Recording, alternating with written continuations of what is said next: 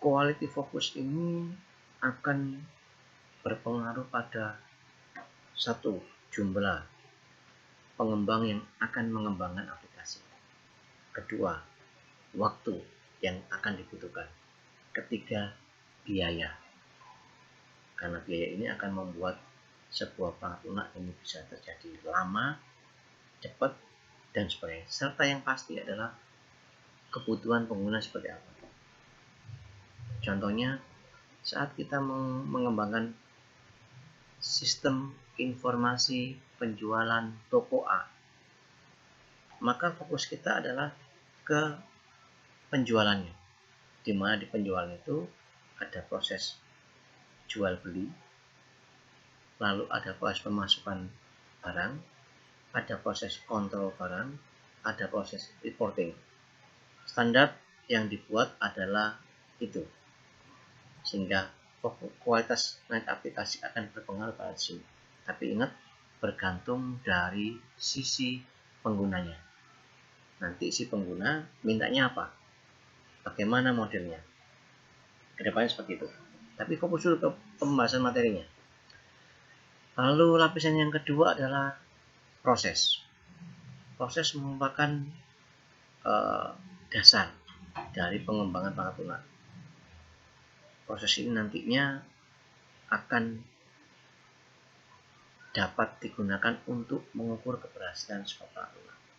Dan ingat, di sini yang paling penting adalah tanggung jawab dari sisi requirement engineering, bagian sistem analis, yang akan menentukan prosesnya bagaimana sampai kualitas fokus dari aplikasi seperti apa. Yang ketiga adalah metode. Ingat, dalam membuat sebuah perangkat lunak tidak perlu memikirkan metode yang dulu, nanti yang penting fokus. Maka yang ketiga itu lapisan paling ketiga adalah metode. Metode ini atau metode adalah cara yang bisa digunakan untuk mempercepat, mengoptimasi keberhasilan sebuah perangkat lunak dikembangkan. Misalnya, aplikasi tersebut mempunyai fitur untuk pengiriman barang, maka aplikasi harus sudah dikasih metode apa yang paling cocok dalam mengirimkan barang. Apakah pada saat mengambil, perusahaan mengambil itu dibutuhkan teknik untuk mengetahui posisi kendaraan yang akan mengirim atau tidak? Oh, berarti kalau menggunakan itu berarti kita menggunakan misalnya jarak ambil barang ke pengiriman adalah sekian meter, sekian ratus kilo, sekian puluh kilo. Nah, ada algoritma, ada metode yang bisa kita gunakan untuk mengukur jarak. Misalnya menggunakan mesin formula. Misalnya menggunakan teknik untuk mengetahui bagaimana mencari pet terpendek. Kita bisa menggunakan Distra, kita menggunakan Astar, dan teman-temannya. Metode itu akan otomatis akan muncul saat ketemuan antara developer dengan sistem analis yang sudah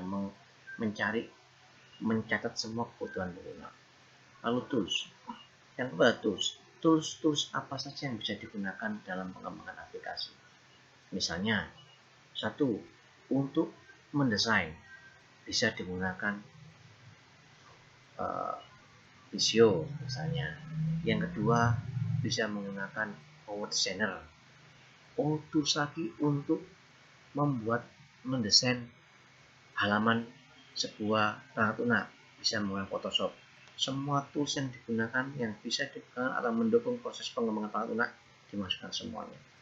Jadi ada 4 lapisan teknologi dalam rekayasa perangkat lunak: quality focus, proses, methods, sama tools. Quality focus, proses, methods, dan tools. Bagian kedua yang kita bahas adalah generic view of software engineering, pandangan secara umum dalam rekayasa perangkat lunak. Ada 6 hal yang perlu diperhatikan dalam pengembangan perangkat lunak. Yang pertama, selalu saya pernah mengomongkan di beberapa kelas yang sebelumnya, saat kita mengembangkan sebuah peraturan, maka hal pertama yang perlu kita perhatikan, yang perlu kita pikirkan itu apa? Apakah judul, apakah metode, apakah desainnya dulu, ataukah kesimpulannya?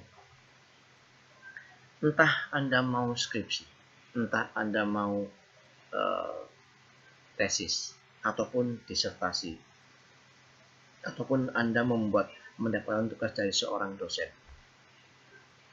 Saat Anda mendapatkan tugas dari seorang dosen ataupun skripsi, maka pertanyaan pertama yang perlu Anda tumbuh kembangkan adalah masalah apa yang akan dipecahkan. Jadi saat pertama kali mau skripsi, Mas atau Mbak itu mau memecahkan masalah apa? Misalnya nih, saya pernah waktu membeli makan di sebuah warung, di sisi kanan sisi kiri saya biasa banyak orang, di mana dia selalu ngomong sesuatu. Lalu contohnya seseorang sebelah kanan saya, dia berkoordinasi sama temannya ngomong sama tentang sulitnya menjual hasil tani yang mereka punya. Dari situ saya langsung mikir, oh iya, berarti kita bisa membuat aplikasi yang valid loh ya, valid. Kenapa kok bisa datang valid? Karena sumbernya dari permasalahan orang, permasalahan masyarakat kita punya. Oh, berarti kita membuat aplikasi yang tujuannya untuk memecahkan masalah pengguna. Masalah apa? Masalah menjualkan atau penjualan produk petani.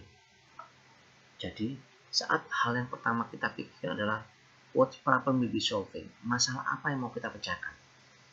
Masalah itu adalah masalah membantu petani dalam proses penjualan. Oke, satu poin sudah dapat. Lalu, yang kedua adalah what characteristic of the entity are used to solve the problem? Karakteristik apa yang ada pada entitas yang dapat digunakan untuk memecahkan masalah? Misalnya kemudahan, tidak ribet, tidak susah, orang bisa lihat. Jadi entitas, ingat entitas. Entitas itu kalau dalam pemrograman ada barang, ada pengguna, ada motor mungkin, dan lain-lain. Jadi karakteristik apa yang bisa kita gunakan untuk menyelesaikan masalah yang ada? Oh, misalnya ini Pak Petani nih. Petani ini pertanyaannya adalah, petani daerah mana? Oh, misalnya di daerah Tulungagung. Di daerah Tulungagung itu sulit mendapatkan kendaraan. Kenapa? Karena kendaraannya di daerah gunung. Susah. Tapi karakteristiknya sudah ada nih. Petani mempunyai barang, produk tani, hasil tani.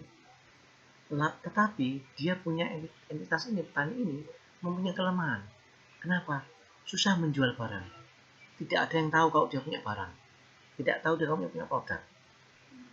Lalu yang perlu dipikir lagi, bagaimana akses ke kotanya? Sulit atau tidak? Semua hal yang berhubungan dengan produk yang mau kita garap, petakan semua. Tentukan semuanya, baik buruknya. Petani nggak mau ribet. Maunya cuman aku punya barang, tak foto, tak upload jadi. Berarti itu yang kita pikirkan. Oke, yang ketiga, how will the entity and the solution be realized? Bagaimana entitas yang ada tadi beserta solusinya itu bisa direalisasikan. Misalnya yang pertama, petani tidak mau bersusah payah untuk menjual keluar daerah karena daerahnya tinggi, jauh dari perkotaan. Maka solusinya kita harus menyediakan pick up atau penjemputan.